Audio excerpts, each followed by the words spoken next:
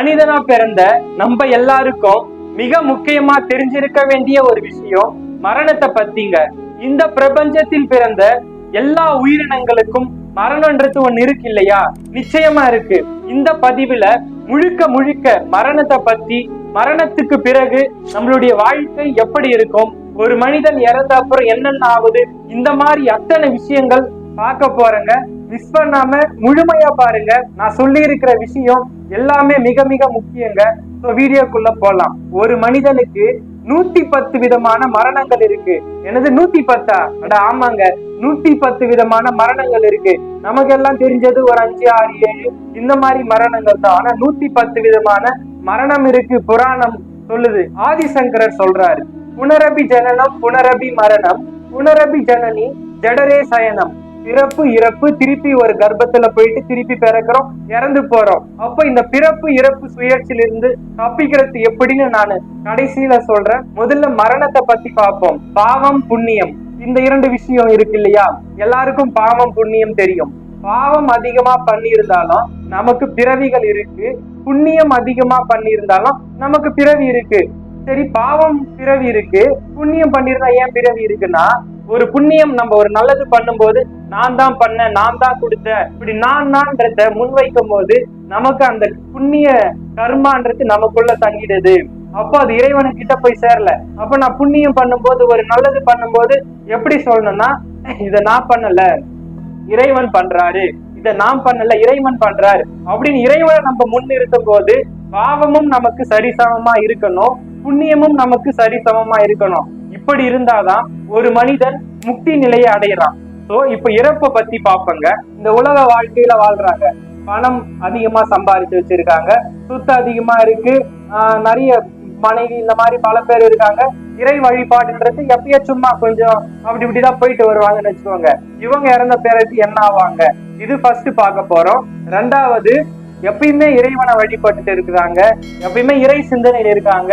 இவங்க இறந்த அப்புறம் என்ன ஆவாங்க அப்படின்னு பார்க்க போறோம். 3வது, ஒரு ஞானிகள், ஒரு மகான்களுடைய இறப்பு எப்படி இருக்குன்னு பார்க்க போறோம். ஃபர்ஸ்ட், உலக வாழ்க்கையில இருக்கிறவங்க. இந்த மனித உடம்ப 3 விதமா பிரிக்கலாம். ஒண்ணு இந்த பிசிக்கல் பாடி, 2வது நம்மளுடைய மனது, 3வது நம்மளுடைய ஆன்மா. இந்த ஆன்மா நமக்குள்ளேயும் இருக்கு, பிரபஞ்சம் எங்கும் நிறைந்திருக்கு, சர்வ வியாபி. அதற்கு உருவமும் கிடையாது. உண்மையான கடவுள் நம்மளுடைய ஆன்மா. இந்த மனது இருக்கிறதாலதான் நம்ம செயல்படுறோம். ஏன்னா இந்த மனம் தான் என்ன சொல்லுது, நீ இதை பண்ணு அதை பண்ணு இப்படின்னு மனம் இருக்கிறதாலதான் நம்ம செயல்படுறோம். இந்த மனம் எப்படி செயல்படுதுன்னா, நம்மளுடைய பிராணன், இந்த பிராணன் தான். இப்ப இந்த பிராணன் அடங்கிடுச்சுன்னா நம்மளுடைய மனம் அடங்கும். இப்படி மூச்சு காட்டுற ஒரு 5-10 செகண்ட் மூச்சை அடக்கி வச்சோம்னா நமக்கு மனம் ஓட்டம் கம்மி ஆயிடும். முதல்ல ஒரு மனிதன் இறந்து போறான்னா அவனுடைய பிராணன் முதல்ல கட் ஆகுது. பிராணன் கட் ஆகும் போது மனம் தனியா வெளியே வந்துடுது, இந்த பாடி சுடுகாட்டுக்கு போயிடுது. இப்ப நார்மலா இறந்து போறாங்கல்ல, அந்த ஆன்மா வெளியே மனதோட வெளியே வரும். அந்த பாடி அது பாட்டுல இருக்கும், இந்த ஆன்மா வெளியே வந்துடும், மனதோட வெளியே வந்துடுது இல்லையா? அந்த பாடியை பார்த்து இது ஏங்கம்மா, ஐயோ நான் சேர்த்து வச்ச சொத்து போச்சு, இதெல்லாம் போச்சு, நான் சம்பாதிச்ச பேரு புகழ் இதெல்லாம் போச்சு, மனைவி பிள்ளைய விட்டு போறேன்னு இப்படின்னு 15 நாட்கள் அதே இடத்துல அந்த மனதோட இருக்கு இல்லையா?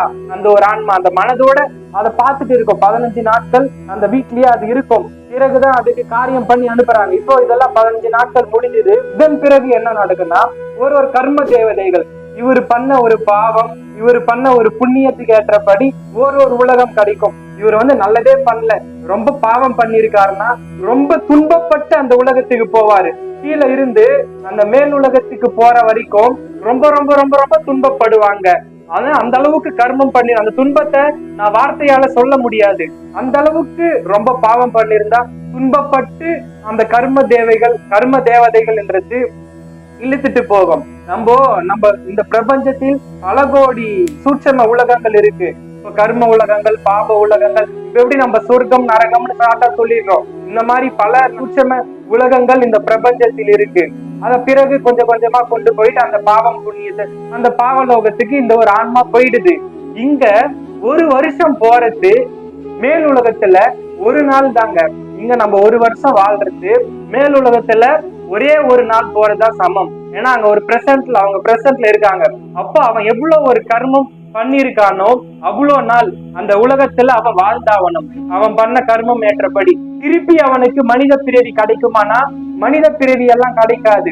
ஒரு 2 அறிவு ஜீவனாவோ 3 அறிவு ஜீவனாவோ துன்பப்பட்டு சாகிற ஒரு உயிரினமா அவன் கொஞ்சம் பாவம் தான் பண்ணிருக்கான்னா ஒரு நல்ல பிறவி கிடைக்கும். ஆனா மனிதனா கிடைக்காது, வேற ஏதாவது ஒரு பிறவி கிடைக்கும்.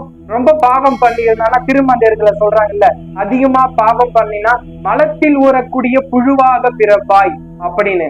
அந்த மாதிரி எவ்வளவு கர்மம் பண்ணிருக்கான்னு அவ்வளவு நாள் அங்க வாழ்ந்துட்டு பிறகு வேற ஏதாவது ஒரு பிறவி எடுத்து பல பிறவிகள் எடுத்து திருப்பி அவனுக்கு மனித பிறவி கிடைச்சி அதுக்கப்புறமா அவனுக்கு இதே மாதிரி மனித பிறவில என்னென்ன பண்றானோ இதுக்கேற்ற மாதிரி பிறப்பு இறப்பு சுயற்சி நடைபெறுதுங்க. எந்த ஒரு உயிரினத்துக்கும் இல்லாத ஒரு தனி மகத்துவம் நம்ம மனித பிறவிக்கு இருக்கு. அதுதான் இப்பிறவி தப்பினால் எப்பிறவி வாய்க்குமோ, இப்பிறவி தப்பினால் எப்பிறவி வாய்க்குமோன்னு மகான்கள் கதறி எழுதாங்க. நம்ம மட்டும்தான் இறைவனை சீக்கிரமா போய் அடைய முடியுங்க. வேற எந்த ஒரு உயிரினத்துக்கும் இல்லாத ஒரு தனித்துவம் நம்ம இந்த மனித உடம்புக்கு இருக்குங்க. இந்த மகத்தான மனித பிறவியை வச்சுக்கிட்டு என்ன பண்றதுன்னு தெரியாம நம்மள நாமே அழிச்சிட்டு இருக்கோம். அதுதான் உயிரினுக்கு உயிராகி உள்ளத்தின் உள்ளே உரைகின்ற பரம்பொருளே உன்னை காணாமல் அயர்க்க பல இடங்களிலும் தேடி ஓடி அலைந்திட்டேன் வீணாக அறிந்தேன் என்று அன்புருவான் குருநாதர் அருளினாதே எம்முணர்வை எமக்குள்ளே திருப்பிவிட்டேன் இன்பமே வடிவான உன்னை கண்டேன் இனி பிறவா பெரும்பேற்றை பெற்றேன் ஐயா. எப்படிப்பட்ட ஒரு வரிகள் பாருங்க. தாயுமானவர் சொல்றாருங்க, தாயுமானவர் தான் எந்த மாதிரி விஷயங்கள் சொல்லிட்டு இருக்காரு. இப்ப நார்மலா ஒரு உலக வாழ்க்கையில வாழ்ந்து என் பேரு என் பணம் போது என் சொத்து போகுதுன்னு இறந்த அப்புறம் ஆன்மா என்னவாகும்னு சொல்லிட்டேன். இப்ப இன்னொரு இறப்பு. எப்பயுமே இறைவனை சரணடைஞ்சிருக்காங்க. நல்லது பண்ணாலும் கெட்டது பண்ணாலும் இறைவன் தான் பண்றாரு, இதை நான் எதுவும் பண்ணல. எப்பவுமே இறை சிந்தனையில தான் இருக்காங்க. ஏன்னா எப்பயுமே நம்ம சிந்தனை இறைவனோட இருந்ததுன்னா நம்ம வேற எந்த ஒரு பாவமும் பண்ண மாட்டோம் இல்லையா. நம்ம மனம்ன்றது ஒருநிலைப்பாட்டோட இருக்கு, இறைவனை நினைச்சிட்டு இருக்கோம். நம்ம மனம்ன்றது ஒருநிலைப்பாட்டோட இருக்கு. அப்ப வேற எதுவும் நம்ம பண்ண தோணாது. இவங்க இறந்த அப்புறம் முக்தி கிடைச்சிடுமானா கிடைக்காதுங்க. முக்தின்றது சாதாரணமா கிடைக்கக்கூடிய விஷயம் இல்ல. அந்த முக்தின்றது அதையும் நான் சொல்றேன். இப்ப இந்த மாதிரி ஒருத்தர் இறக்கும் போது பாவ கர்ம வினைகள் கம்மியா இருக்கும், புண்ணிய கர்ம வினைகள் கொஞ்சம் அதிகமா இருக்கும். இறந்த அப்புறம் அதே மாதிரி 15 நாட்கள் அந்த ஆன்மா அங்க இருந்து பிறகு கர்ம தேவதைகள் அவங்க உலகத்துக்கு கொண்டு போவாங்க. எந்த இவருக்கு ஏற்ற உலகம் ஏதோ அந்த உலகத்துக்கு போயிட்டு இவர் எவ்வளவு புண்ணியம் சேர்த்து வச்சிருக்காங்களோ அந்த புண்ணியத்தை அனுபவிப்பாரு. எங்க மேல் உலகத்துல சூட்சம உலகத்துல இவர் எவ்வளவு புண்ணியம் சேர்த்து வச்சிருக்காரோ அந்த புண்ணியத்தை அனுபவிச்சுட்டு திருப்பி இவர் பிறப்பு எடுப்பாரு. நான் பிறப்பு எடுக்க மாட்டாருன்னு சொல்ல, திருப்பி இவருக்கு பிறப்பு உண்டு.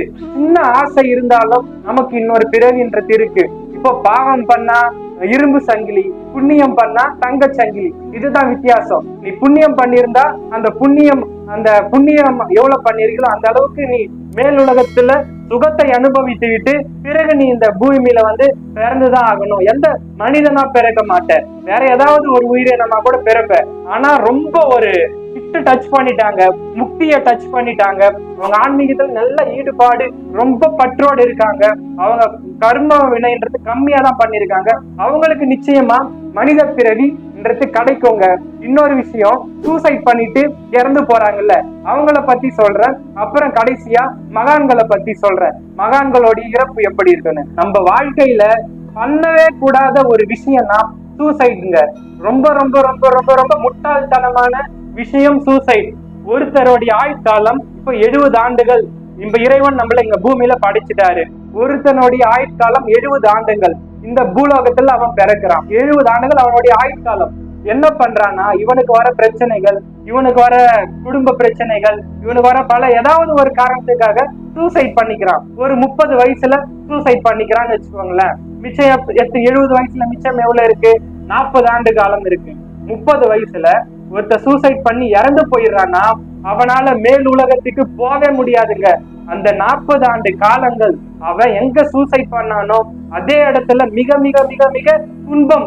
அது மிக மிக எத்தனை மிக போடணுமோ அத்தனை விதமான துன்பங்கள் அவன் அனுபவிச்சு அதே இடத்துல அந்த 40 ஆண்டுகள் இருப்பான். எவ்வளவு இப்போ இறந்த அப்புறம் அவன் எங்க இந்த கர்ம காரியங்கள் பண்ணா கூட அது அவனுக்கு போய் சேராது. எவ்வளவு அந்த 40 ஆண்டுகள் எங்க சூசைட் பண்ணானோ அதே இடத்துலதான் அவன் இருந்தாகணும். பல சாஸ்திரங்கள் இந்த ஒரு விஷயத்த சொல்லி இருக்கு. அந்த 40 ஆண்டு காலங்கள் அவன் அங்க இருந்து நம்ம கர்ம தேவதைகள் அவனை ரொம்ப துன்பப்பட்டு இழுத்துட்டு ஒரு உலகத்துக்கு கொண்டு போயிட்டு அந்த 40 ஆண்டுகள் கழித்து துன்பப்பட்டு உயிரினமா பிறந்து பிறந்து பிறந்து பிறந்து பல பிறவிகள் 100, 200, 500 இந்த மாதிரி பல பிறவிகள் எடுத்து அப்புறம் அவனுக்கு ஏதாவது ஒரு 4 அறிவு ஜீவன் 2 அறிவு ஜீவனா கிடைச்சி நம்ம சாதாரணமா இந்த மனித பிறவி நமக்கு கிடைச்சது இல்ல. 84 லட்சம் பிறவிகள் அப்புறமா தான் நமக்கு இந்த மனித பிறவின்றது கிடைச்சிருக்கு. சூசைட் பண்ணி இறந்து போயிடுறான். அந்த 40 ஆண்டுகள் காலம் இங்க பாவத்தை அனுபவிக்கிறான், ரொம்ப கஷ்டத்தை அனுபவிக்கிறான். பிறகு அவன் மேல் உலகத்துக்கு போறான். அங்க போயிட்டு ஏற்கனவே பண்ணியிருக்கிற கர்ம வினைகள் எவ்வளவோ அதை அனுபவிக்கிறான். பிறகு இவன் துன்பப்பட்டு சாவர உயிரினமா பிறகுறான். பிறகு பிறகு பிறப்பு இறப்பின் சுயற்சியில பல பிறவிகள் எடுத்து எத்தனாவது பிறவியோ இவனுக்கு மனித பிறவி கிடைச்சி அப்புறம் இவனுடைய ஆன்மான்றது கொஞ்சம் கொஞ்சமா பக்குவப்பட்டு இறைவனை தேட ஆரம்பிக்கும். நம்ம இறை நாட்டத்துல போறோம், தியானம் பண்றோம், இந்த மாதிரி இறை சிந்தனையில இருக்கும். இதெல்லாம் நமக்கு சாதாரணமா கிடைச்சது இல்ல. எத்தனை பிறவிலையோ நம்ம இறைவனோட தொடர்பு இருக்கிறதால மட்டும்தான் நமக்கு இந்த மாதிரி விஷயங்கள் என்னால இந்த மாதிரி பேச முடியுது, தியானம் பண்ண முடியுது, உங்களாலேயும் இந்த மாதிரி விஷயங்கள் கேட்க முடியுது. இந்த மாதிரி நம்ம எல்லாம் ஒரு நல்ல ஆத்மாக்கள். நீங்க பாக்குற எல்லாருமே ஒரு நல்ல ஆத்மாக்கள். எல்லாருக்கும் இது போய் சீக்கிரம் சேர்ந்துடாதுங்க. அதனாலதான் நான் சொல்றேன், சூசைட் பண்ணா என்ன நடக்குன்னு சொல்லிட்டேன். முதல்ல நார்மலா இந்த உலக வாழ்க்கையில இருந்து இறந்து போறவங்க, 2வது இறை சிந்தனையில இருந்து இறந்து போறவங்க, 3வது சூசைட் பண்ணி இறந்து போறவங்க, கடைசி மகான்கள் ஞானிகள். இந்த மகான்கள் ஞானிகள் எல்லாம் என்ன ஆகும்னா தியானம் பண்ணுவாங்க, எப்பயுமே இறை சிந்தனையில இருப்பாங்க. எது பண்ணாலும் நான் பண்ணல, இறைவன் பண்றாரு, இறைவன் பண்றாரு அப்படின்னு சொல்லுவாங்க. ஆனா மகான்கள் ஞானிகளுக்கு தன் இறப்பு எப்ப வரப்போகுது, தன் இறப்பை தள்ளி போடலாமா இல்ல அதுக்கு முன்னாடியே இந்த உடலை விட்டு போயிடலாமா, அனைத்தும் முக்காலத்தை அறிந்தவர்கள் ஞானிமார்கள். இப்போ ஒரு விஷயம் இந்த உலகத்துக்கு அவங்க சொல்ல ஏதாவது கடமைப்பட்டு இருக்காங்கன்னா அந்த உடல்லயே இருப்பாங்க. ஏன்னா அவங்க இந்த உடல்ன்றது தேவைப்படாதுங்க, இது வெறும் சட்டை தான், இதை அப்படி தூக்கி போட்டுருவாங்க. இந்த உடல்ல இருக்கிற ஆனந்தத்தை விட அவங்க இந்த உடலை விட்டு வெளியேறும் போது, இந்த பிரபஞ்சத்தோடு கலக்கும் போது அந்த ஒரு ஆனந்தத்தை அவங்களால சொல்ல முடியாது. அப்பேற்பட்ட ஒரு ஆனந்தத்தை அனுபவிப்பாங்க. ஆனா இந்த மாதிரி நிலை அடைஞ்சவங்களுக்கும் முக்தி உடனே கிடைச்சிடுமானா கிடைக்காது. இங்கதான் ஒரு சூட்சமமான ரீதியான ஒரு சீக்ரெட் இருக்கு. நான் முதல்ல என்ன சொன்னேன், ஒரு சின்ன ஆசை நமக்குள்ள இருந்தா கூட நமக்கு இன்னொரு பிறவின்றது கிடைக்கும் அப்படின்னு சொல்லிட்டேன். சின்ன ஆசைப்பட்டா கூட நமக்கு இன்னொரு பிறவி கிடைக்கும். இப்போ ஆட்டோபயோகிராபி ஆஃப் யோகி அந்த புக் படிச்சவங்களுக்கு தெரியும். மகாவதார் பாபாஜி லாஹிரி மகாசாயர், மகாவதார் பாபாஜியுடைய சீடர் லாஹிரி மகாசாயர். அவரு போன பிறவில நான் ஒரு பெரிய அரண்மனையில வாழணும், தங்கங்கள்லாம் நம்ம நல்லா போட்டுக்கணும் அப்படின்னு ஒரு ஆசை வச்சிருக்காரு. அந்த கர்மாவை கழிக்க மகாவதார் பாபாஜி ஞானத்தால அந்த இடத்தை உருவாக்கி லாஹிரி மகாசாயர் அந்த இடத்துல அந்த ஒரு கர்மவினையை கழிக்கிறதுக்கு அந்த அரண்மனையில இருக்க வச்சு அவருக்கு சொர்ணங்கள் எல்லாம் மாட்டி அந்த கர்மவினையை கழிச்சிருக்காரு.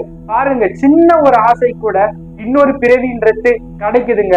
நம்ம என்ன பண்றோம், நம்ம தெரிஞ்சு தெரியாம எவ்வளவு தவறுகள் பண்ணிட்டு இருக்கோம், எவ்வளவு ஆசைகள் வச்சுட்டு இருக்கோம். நமக்கெல்லாம் முக்தின்றது அவ்வளவு சீக்கிரம் கிடைச்சிடுமா அப்படின்னு உங்களுக்கே நீங்க கேள்வி கேட்டுக்கோங்க. எவ்வளவு அற்புதமான பிறவிங்க மனித பிறவி. இதெல்லாம் மனிதனுடைய பிறவி சும்மா அசால்ட்டா நினைச்சிட்டாங்க.